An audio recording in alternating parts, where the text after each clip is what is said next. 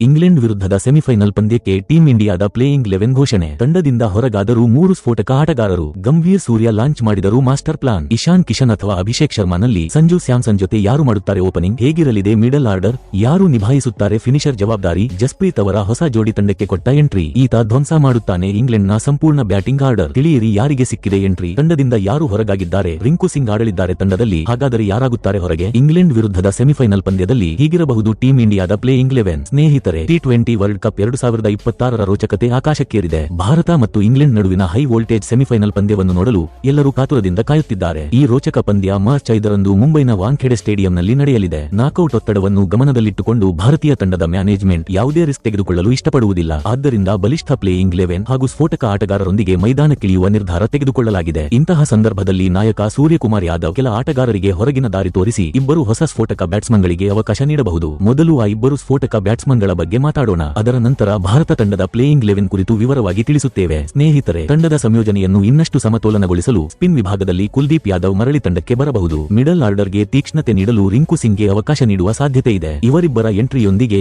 ಇಬ್ಬರು ಆಟಗಾರರು ಹೊರಗೆ ಕುಳಿತುಕೊಳ್ಳಬೇಕಾಗಬಹುದು. ಸೆಮಿಫೈನಲ್ ಎಂಬ ದೊಡ್ಡ ಪಂದ್ಯಕ್ಕೂ ಮೊದಲು ನಾಯಕ ಸೂರ್ಯಕುಮಾರ್ ಯಾದವ್ 2 ಮಹತ್ವದ ಬದಲಾವಣೆಗಳನ್ನು ಮಾಡಬಹುದು. ಅಭಿಷೇಕ್ ಶರ್ಮಾ ಅವರ ಫಾರ್ಮ್ ಈ ಟೂರ್ನಿಯಲ್ಲಿ ನಿರಾಶಾಜನಕವಾಗಿದೆ. ಲೀಗ್ ಹಂತದಲ್ಲಿ ಯುಎಸ್ಎ, ಪಾಕಿಸ್ತಾನ ಮತ್ತು ನೆದರ್ಲ್ಯಾಂಡ್ಸ್ ವಿರುದ್ಧ ಅವರು ಶೂನ್ಯಕ್ಕೆ ಔಟ್ ಆಗಿದ್ದರು. ಸೂಪರ್ 8ನಲ್ಲಿ ಸೌತ್ ಆಫ್ರಿಕಾ ವಿರುದ್ಧ 15, ಜಿಂಬಾಬ್ವೆ ವಿರುದ್ಧ 55 ಮತ್ತು ವೆಸ್ಟ್ ಇಂಡೀಸ್ ವಿರುದ್ಧ 10 ರನ್ ಗಳಿಸಿದರು. ಆದರೆ ಅವರಿಂದ ನಿರಂತರ ಉತ್ತಮ ಪ್ರದರ್ಶನ ಕಾಣಿಸಲಿಲ್ಲ. ಇನ್ನೊಂದೆಡೆ ವರುಣ್ ಚಕ್ರವರ್ತಿ ಕೂಡ ಸ್ಪಷ್ಟ ಪ್ರಭಾವ ಮೂಡಿಸಲು ವಿಫಲರಾಗಿದ್ದಾರೆ. ಸೂಪರ್ 8ನ 3 ಪಂದ್ಯಗಳಲ್ಲಿ ಅವರು ಕೇವಲ 3 ವಿಕೆಟ್ಗಳನ್ನು ಮಾತ್ರ ಪಡೆದಿದ್ದಾರೆ. ಈ ಹಿನ್ನೆಲೆಯಲ್ಲಿ ಸೆಮಿಫೈನಲ್ ಪಂದ್ಯಕ್ಕಾಗಿ ಈ ಇಬ್ಬರು ಆಟಗಾರರಿಗೆ ಹೊರಗಿನ ದಾರಿ ತೋರಿಸುವ ಸಾಧ್ಯತೆ ಇದೆ. ಇಂತಹ ದೊಡ್ಡ ಪಂದ್ಯದಲ್ಲಿ ಟೀಂ ಇಂಡಿಯಾ ಸಮತೋಲನ ಮತ್ತು ಅನುಭವದ ಮೇಲೆ ಅವಲಂಬಿತವಾಗಬಹುದು. ಆದ್ದರಿಂದ ಸ್ಪಿನ್ ದಾಳಿಯನ್ನು ಬಲಪಡಿಸಲು ಕುಲ್ದೀಪ್ ಯಾದವ್ ಅವರ ವಾಪಸ್ಸು ಖಚಿತವೆಂದು ಹೇಳಲಾಗುತ್ತಿದೆ. ವಾಂಖೆಡೆ ಪಿಚ್ನಲ್ಲಿ ಚೆಂಡು ಸ್ವಲ್ಪವಾದರೂ ಟರ್ನ್ ಆದರೆ ಕುಲ್ದೀಪ್ ಯಾದವ್ ಇಂಗ್ಲೆಂಡ್ ಬ್ಯಾಟ್ಸ್ಮನ್ಗಳಿಗೆ ದೊಡ್ಡ ಸವಾಲಾಗಬಹುದು. ಅವರ ಸಾಮರ್ಥ್ಯ ಮತ್ತು ವಿಕೆಟ್ ತೆಗೆಯುವ ಕೌಶಲ್ಯ ನಾಕೌಟ್ ಪಂದ್ಯದಲ್ಲಿ ಗೇಮ್ ಚೇಂಜರ್ ಆಗಬಹುದು. ಮಿಡಲ್ ಆರ್ಡರ್ಗೆ ಬಲ ಹಾಗೂ ಫಿನಿಶಿಂಗ್ ಟಚ್ ನೀಡಲು ರಿಂಕು ಸಿಂಗ್ಗೆ ಅವಕಾಶ ಸಿಗುವ ಸಾಧ್ಯತೆ ಇದೆ. ಒತ್ತಡದ ಸಂದರ್ಭದಲ್ಲೂ ಶಾಂತವಾಗಿ ಮತ್ತು ವೇಗವಾಗಿ ರನ್ ಗಳಿಸುವ ಕೌಶಲ್ಯ ರಿಂಕು ಸಿಂಗ್ನಲ್ಲಿದೆ. ಕೊನೆಯ ಓವರ್ಗಳಲ್ಲಿ ಅವರ ಆಕ್ರಮಣಕಾರಿ ಬ್ಯಾಟಿಂಗ್ ತಂಡಕ್ಕೆ ದೊಡ್ಡ ಲಾಭ ತರುತ್ತದೆ. ಸೆಮಿಫೈನಲ್ನಂತಹ ಮಹತ್ವದ ಪಂದ್ಯದಲ್ಲಿ ಇವರಿಬ್ಬರ ಉಪಸ್ಥಿತಿ ಟೀಂ ಇಂಡಿಯಾಗೆ ಇನ್ನಷ್ಟು ಸಮತೋಲನ ನೀಡಬಹುದು. ಇದರಿಂದ ಇಂಗ್ಲೆಂಡ್ ವಿರುದ್ಧದ ಸೆಮಿಫೈನಲ್ನಲ್ಲಿ ಭಾರತ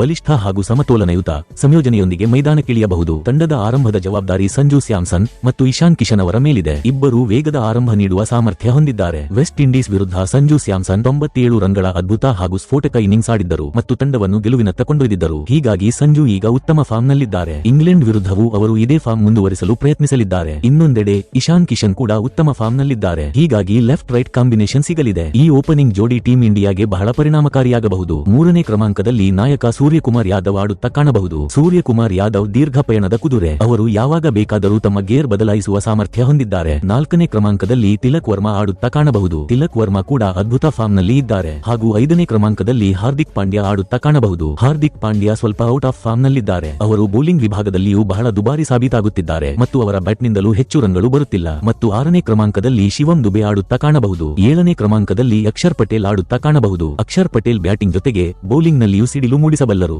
8ನೇ ಕ್ರಮಾಂಕದಲ್ಲಿ ರಿಂಕು ಸಿಂಗ್ ಕೆಳ ಕ್ರಮದಲ್ಲಿ ಬಂದು ಫಿನಿಶರ್ ಬ್ಯಾಟ್ಸ್ಮನ್ ಪಾತ್ರವನ್ನು ನಿಭಾಯಿಸಲಿದ್ದಾರೆ. ರಿಂಕು ಸಿಂಗ್ ಕೊನೆಯ ಓವರ್ನಲ್ಲಿ ಪಂದ್ಯದ ದಿಕ್ಕನ್ನೇ ಬದಲಾಯಿಸುವ ಸಾಮರ್ಥ್ಯ ಹೊಂದಿದ್ದಾರೆ ಮತ್ತು ಇದೇ ಅವರ ದೊಡ್ಡ ಕೌಶಲ್ಯ ಎಂದು ಪರಿಗಣಿಸಲಾಗಿದೆ. ರಿಂಕು ಸಿಂಗ್ ದೀರ್ಘ ಸಿಕ್ಸರ್ಗಳನ್ನು ಹೊಡೆಯಲು ಸಹ ಪ್ರಸಿದ್ಧರಾಗಿದ್ದಾರೆ. ಹಾಗೂ ಬೌಲಿಂಗ್ ವಿಭಾಗದಲ್ಲಿ ಸ್ಪಿನ್ ದಾಳಿಯನ್ನು ಕುಲ್ದೀಪ್ ಮತ್ತು ಅಕ್ಷರ್ ಪಟೇಲ್ ನೋಡಿಕೊಳ್ಳಲಿದ್ದಾರೆ. ವೇಗದ ದಾಳಿಯನ್ನು ಅರ್ಷದೀಪ್ ಸಿಂಗ್ ಮತ್ತು ಜಸ್ಪ್ರೀತ್ ಬುಮ್ರಾ ಮುನ್ನಡೆಸಲಿದ್ದಾರೆ. ಈ ಪ್ಲೇಯಿಂಗ್ 11 ಬ್ಯಾಟಿಂಗ್ ಆಳ ಮತ್ತು ಬೌಲಿಂಗ್ ಆಯ್ಕೆಗಳೊಂದಿಗೆ ಸೆಮಿಫೈನಲ್ಗೆ ಸಂಪೂರ್ಣ ಸಿದ್ಧವಾಗಿರುವಂತೆ ಕಾಣುತ್ತದೆ. ಸ್ನೇಹಿತರೆ, ನಿಮ್ಮ ಪ್ರಕಾರ ಈ ತಂಡದೊಂದಿಗೆ ಭಾರತ ಇಂಗ್ಲೆಂಡ್ ತಂಡವನ್ನು ಸೋಲಿಸುತ್ತದೋ ಇಲ್ಲವೋ ಎಸ್ ಅಥವಾ ನೋ ಎಂದು ಕಮೆಂಟ್ ಮಾಡುವ ಮೂಲಕ ನಿಮ್ಮ ಅಭಿಪ್ರಾಯವನ್ನು ತಿಳಿಸಿ.